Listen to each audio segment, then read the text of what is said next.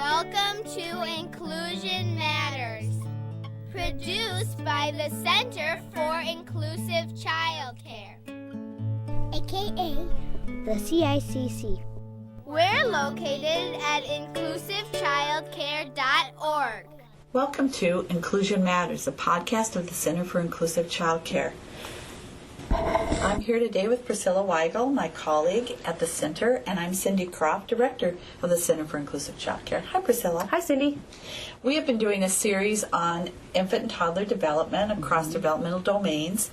In our last podcast, we looked at speech and language acquisition and development. Yes, we did. And so we thought we would continue that series.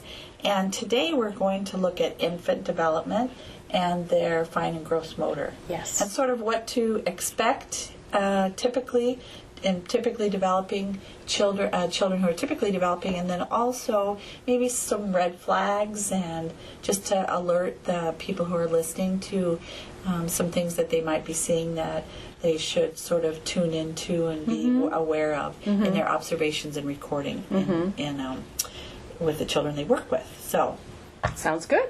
So let's start very early on with a very young baby, up to maybe 3 months. Yeah. And so what kind of physical development we might be looking for, expecting to see. Well, we'd want to see kids turning their heads towards your voice and your sound, the sound of your voice, or different noises that they see. We want to see that 0 to 4 months for sure. Noticing bright objects and following those things with their eyes. They move their arms together and apart. Kids at that span of development are now just starting to kind of bring things to their mouth a little bit, possibly sucking on their own hands or fingers. It's kind of fun to watch them when they're just, like they're bringing it towards their mouth and they miss, and then they try again, and eventually when they actually make connection with a person, an object, or anything. It's amazing the growth that happens between 0 to 4 months. It's just that baby who is just brand new, and just you feel like, wow, I'm so responsible for everything this child needs, and then you just slowly, week by week, you see major changes. Some of the things that are concerning would be if that child does not move arms and legs actively when they're lying on their back, or lift their head. You should be noticing some curiosity about the world around them and that motor development. And it's from it's proximal distal, so it's from the inside out, and so you'll see that kind of development as the child moves on month by month, and that head control, that neck control, it's still fragile, but you want to see those types of things happening for a child and at that age. Right, whether the child is 0 to 3, or even as we talk about older children as we go along, anytime a child seems really floppy or very, very tight or rigid, that would be something we'd want to really tune into. Right. Especially as they grow and get older infant. Right. We'd be really tuned into that kind of muscle tone. And be Definitely. really thinking that's looking for unusual patterns in that kind of development as well. Right.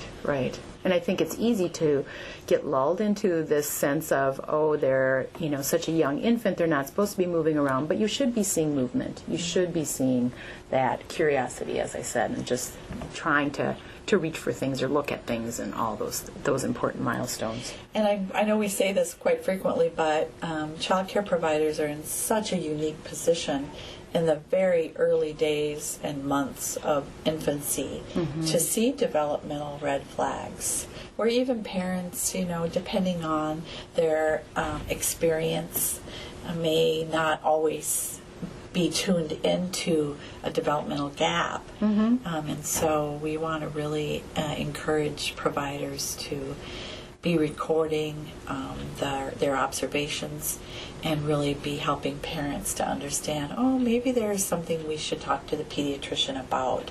Just not in a way that overly worries parents, but certainly if they see a series of red flags that would point to something that could be early on. Right. Something intervention could be very helpful with. And So- that makes a difference. Exactly. So when we get out of this really early development and we move to the 3 to 6 month old, what would we be looking for, Priscilla, in terms of motor development? Well, that's when that baby starts to figure out that they can roll over. And that's such a exciting time, also a scary time because things can happen in a split second. And one thing that it's always good to remember, I think, when you're working with any child that is this young, an infant, things can change in a matter of hours, it seems. And so you can think that you're going to put that baby on a bed and they're going to stay put. And all of a sudden, they may have that day figured out how to roll. Right. And they might, so being aware of the safety and that skill development can change what that infant can do and what they can get into. So once that infant has figured out how to roll, they can pretty quickly figure out how to get to what they want. And Right. especially if it's something that's really enticing, they will try to get there. So the goal hopefully would be that they would also bring their hands together when they're on their back and be able to kind of hold on to things, and that lower trunk control develops, so you really see that core development and that rolling over ability. So that's so important to keep an eye out for. And it's fun and exciting, but also the other thing that you want to be aware of is just that child too is maybe starting to do some propping up of themselves on their when they're on their tummy, and pushing up a little bit. They can sit up with help, though, putting them kind of between your legs and helping them practice that sitting up, so to see the world from a different vantage point is really nice. And they might be able, some kids might be able to sit briefly by themselves at that point, passing something from one hand to another and just grabbing for things and actually holding on to them. That's a new exciting thing for a child because they're able to really interact with toys. And you start to see them choose certain things that are more interesting than just kind of looking at things. Now they're grabbing for them and holding on to them. So that's really a nice thing to see. Some red flags at that stage of development would be if a child is not holding their head up.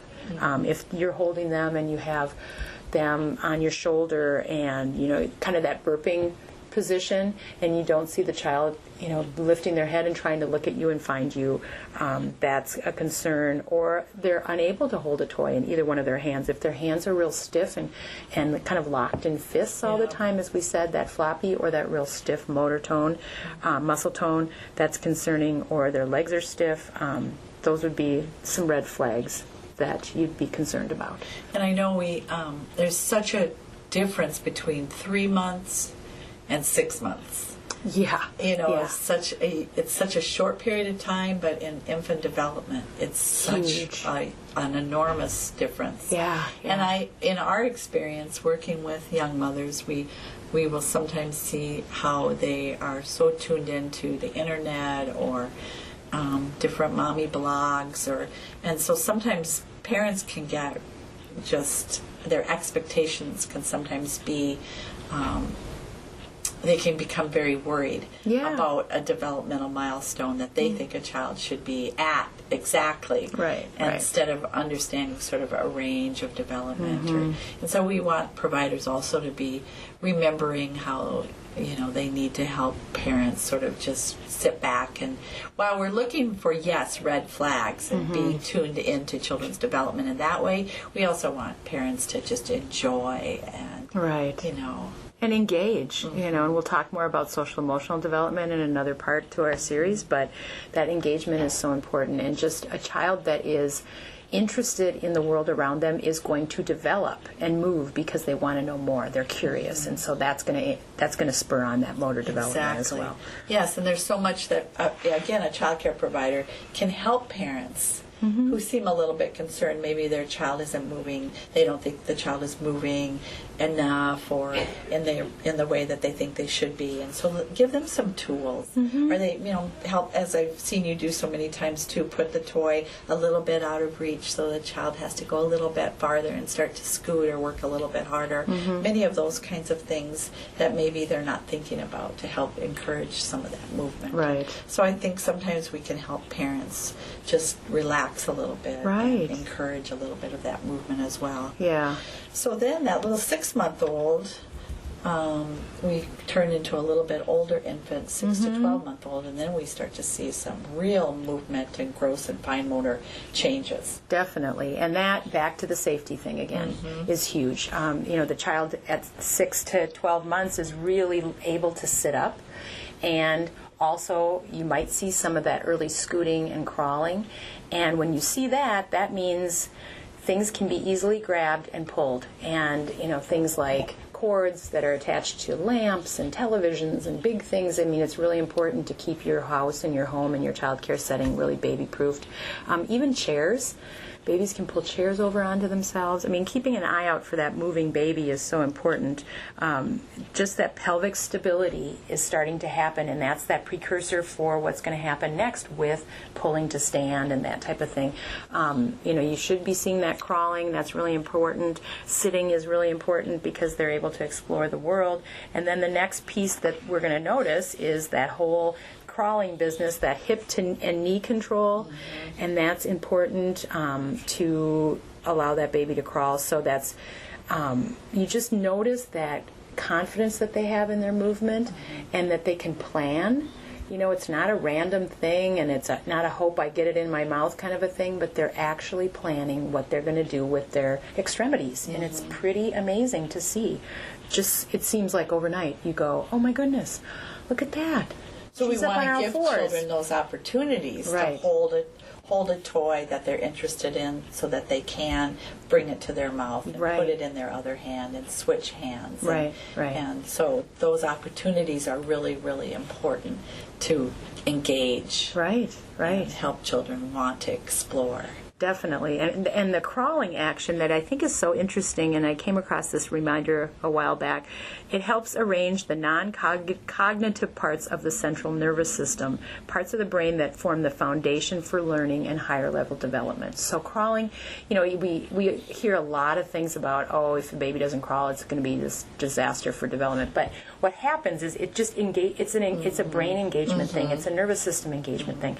So just leaving that child to be on their back or on their tummy, when they're on their tummy, there's a greater, during tummy time, that's why we encourage tummy time, there's a greater incidence of curiosity because they're able to kind of look around and see the world, because they're going to prop themselves up on their hands a little bit more, and it's going to be interesting to try to get to something. And you'll start to see babies use their knees to scoot and push their body forward, and then pretty soon they get up on those hands and on those knees, and then they figure out, wow, if I move my hand and my leg and alternate, wow, I can move forward. Man, I can grab all these cool things. So it's really critical to give kids tummy time when they're on the floor, and to provide around them interesting things and toys that are appropriate for their age. And in terms of red flags, again, there's a great deal of variation on when we would think about a child crawling. I mean, some will crawl at 6 or 7 months. Some will crawl a little bit later. Some will start to pull up and walk at 11 months. But likely it may be after their 12-month first-year birthday. So we look for some variation in there. And again, we want to help parents understand it's not a delay if they're not walking at 12 months. But also be aware, again, for any serious sorts of lags where there isn't even any preparation for getting ready to walk. We would be very concerned if they're just not using their limbs. That it appears that their limbs are very rigid or very, very weak or very floppy, like not being able to have control of those muscles. And that there's no curiosity on the part of the infant of getting anywhere. I mean, that's something that, the child that just sits on the floor is able to sit, yay, that's a huge milestone, but then just sits and kind of cries and expect everything to come to them.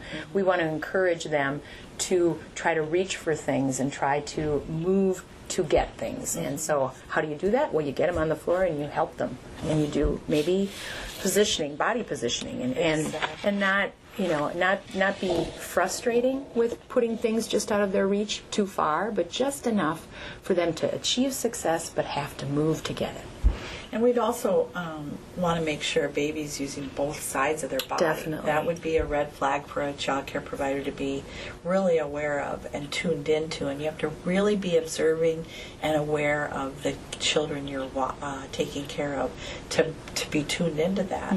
But to really understand, I haven't really thought about this, but now that I am noticing, he tends towards his left side, and I haven't seen a lot of use of the right side or whatever, and that would, certainly begin to impact everything. Definitely. Movement, for sure, crawling, even creeping, and so we would want providers to be recording that and then sharing that vital information in a non-judgmental, objective manner with parents, so that again they can take the necessary steps if there needs to be an intervention. Right, and just as we kind of wrap up this segment, a reminder that you as a provider are the expert on child development, and it's so useful for families when you have them coming into your setting, whether it's center-based or family child care, to have a packet of information that covers all the different areas of development.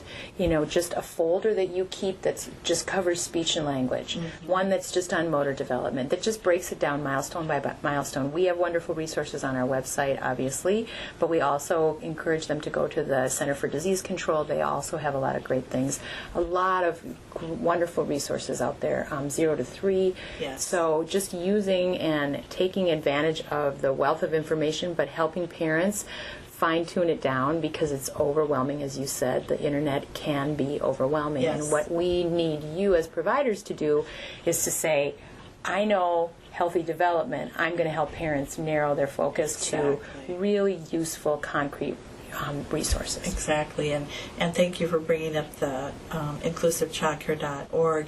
We really go through the resources that we post on our website, so we know they're reliable and valid, and they're specific to the early childhood community. So people, rather than Google search, and come up with 100 things, they can know that they're getting information that's specific to what their needs are. So thank you for bringing that up. So we'll close out this segment on motor development for infants, and then we'll talk about the little bit older toddlers next. Great. So thank you. That's all for now.